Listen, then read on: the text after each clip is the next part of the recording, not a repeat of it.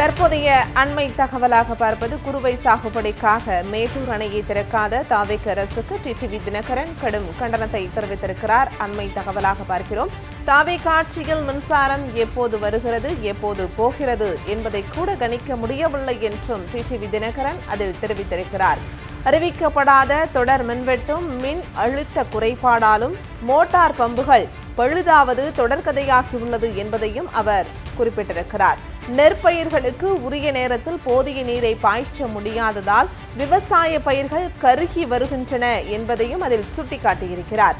பயிர்க்கடன் தள்ளுபடி என்ற தேர்தல் வாக்குறுதியை நிறைவேற்றாமல் விவசாயிகளை தாவேக அரசு ஏமாற்றியுள்ளது என்பதையும் டிடிவி தினகரன் அதில் தெரிவித்திருக்கிறார்.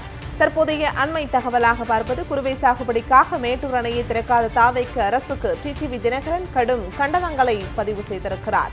அண்மை தகவலாக பார்க்கிறோம். தாவேக ஆட்சியில் மின்சாரம் எப்போது வருகிறது, எப்போது போகிறது என்பதை கூட கணிக்க இயலவில்லை என்பதையும் டிடிவி தினகரன் குறிப்பிட்டிருக்கிறார். அறிவிக்கப்படாத தொடர் மின்வெட்டு காரணமாகவும் மின் அழுத்த குறைபாடாலும் மோட்டார் பம்புகள் தொடர்ந்து பழுதாகி வருகிறது என்பதையும் அவர் குறிப்பிட்டிருக்கிறார்.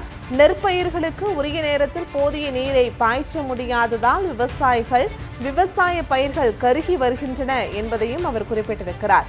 பயிர்க்கடன் தள்ளுபடி என்ற தேர்தல் வாக்குறுதியை நிறைவேற்றாமல் விவசாயிகளை தாவேக அரசு ஏமாற்றியுள்ளது என்பதையும் டிடிவி தினகரன் அதில் குறிப்பிட்டிருக்கிறார்.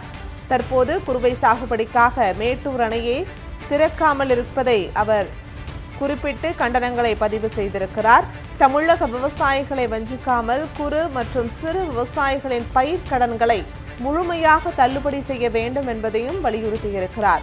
விவசாயிகளின் நியாயமான கோரிக்கைகளான தடையற்ற 24 மணி நேர மும்முனை மின்சாரம் அளிக்க வேண்டும் என்பதையும் டிடிவி தினகரன் தன்னுடைய கண்டனங்களில் பதிவு செய்திருக்கிறார்.